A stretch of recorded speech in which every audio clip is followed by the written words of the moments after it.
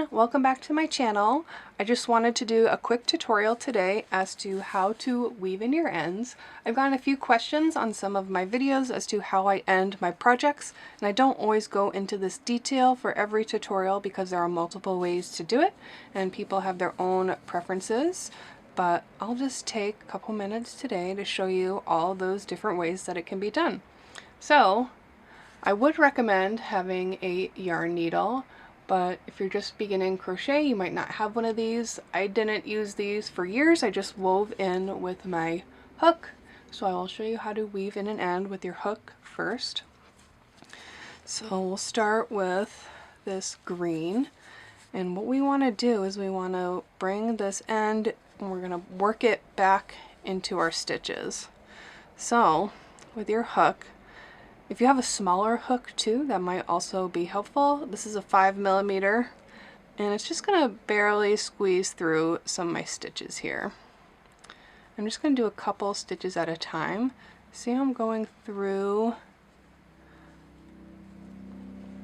those stitches right in between the two pieces of yarn. There's like a little tunnel, and then wrap that end around your hook and pull it through. So I'm just going to do a couple stitches at a time because sometimes the hook will get snagged on them. This is not the easiest way to do it by any means, but it is a way if you don't have a yarn needle.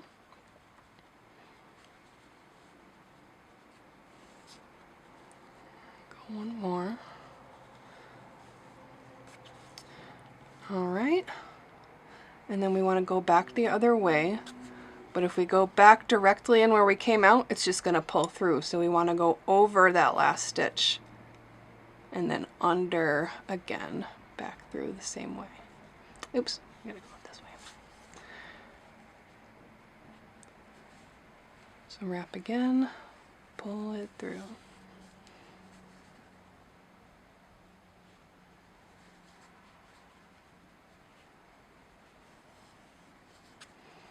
Like so, and give it a little tug, because if you pull too hard, it's gonna kind of crunch your work like that. We don't want that. So you want it tight enough so it's not sticking out, but not too tight that we're crunching the work. And I'm gonna go back in the other direction one more time. And again, you don't want to go in right where you came out, otherwise it's just gonna pull through.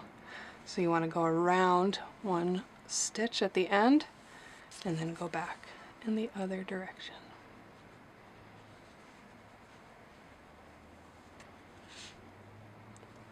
You definitely want to go back and forth a couple times for the best hold. And if it's starting to get a little bulky here, you can always bring it down a row and then go back in the other direction.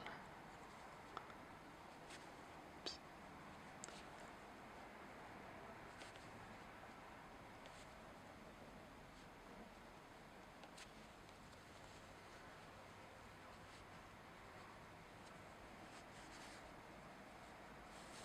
Like that.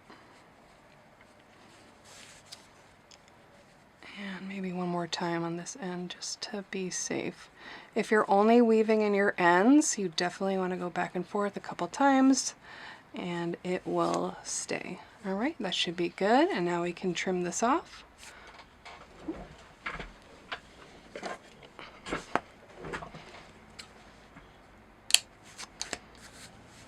Voila. Okay, number 2 with the yarn needle. Same concept, but you will just thread the end of your yarn through the needle. If you have enough, I like to make just a little knot. One knot could be fine. We'll just do 2.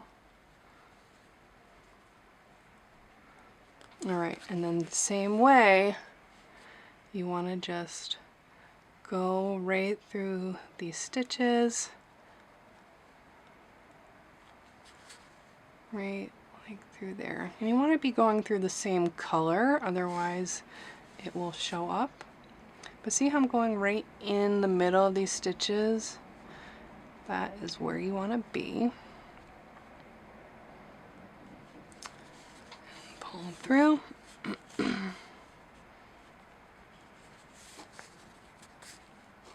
Oops, something got snagged. Oh, here we go. And again, you want to skip over where your string's coming out and then go back in right next to it and go back through. See how it slides through much easier with the yarn needle than using the hook? That's why I recommend this method. Again, give it a little tug. And we'll go back through one more time. Like so. I'm going to undo my knot here. Now some people will just weave it in and they go back and forth a couple times and then they just trim the yarn, which should hold if your work is tight. You should be able to just trim it right there and it will hold. But kind of like this sample I'm showing you, my work is often kind of loose, where if I just trim this here, these stitches aren't really tight enough that I feel like this is gonna just stay right there. So if you have some loose work or you want to give it an extra strength in that hold, I'll show you a way to knot it now. And the way you would knot this, if you feel like it's gonna pull out, is we're gonna split the yarn. So this is a 4-ply yarn, so I'm going to split it up into 2 and 2 strings and just let it unwind.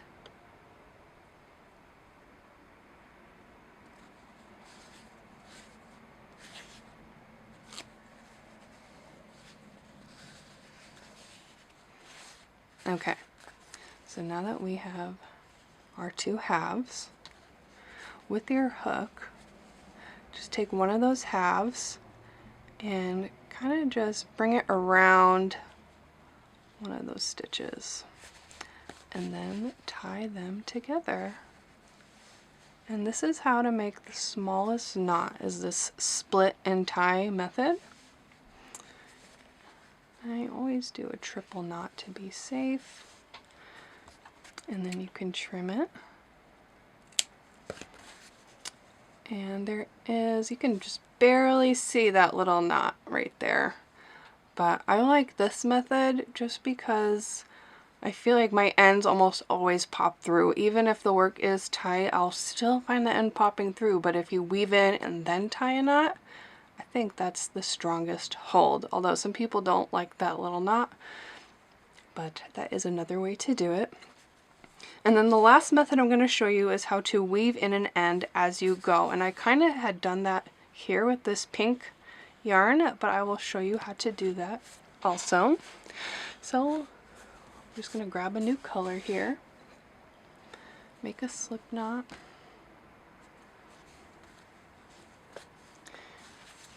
and now, as if I was starting a new color,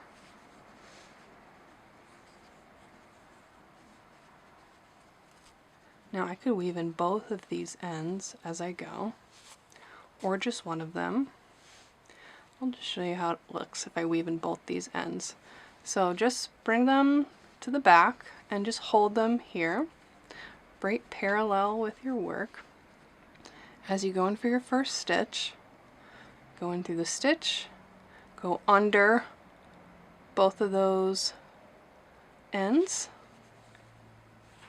I'm just doing a double crochet here, and you double crochet as usual.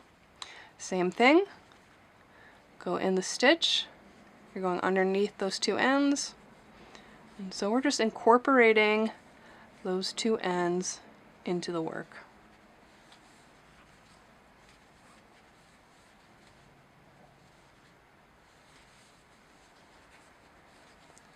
So a lot of people like to weave in their ends as they go because then it's less work for you to do at the end of a project.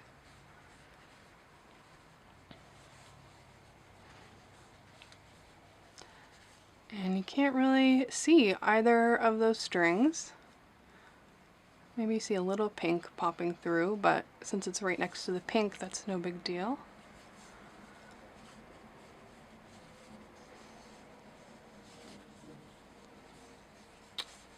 And then I'm actually going to leave these still popping out. I'm not going to go weave them in all the way. I'm going to actually now just let them hang out the back and keep going. And the reason I do that is because if you only weave in one direction, those ends are definitely going to pop out. So when I finish this row, I'm still going to go back with my yarn needle and weave these in the other direction.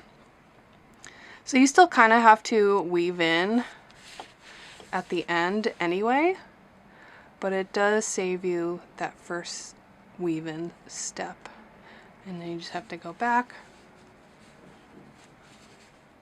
and over and then back again. And then you can trim your end. Ooh, give it a little tug first. And then trim your end right there.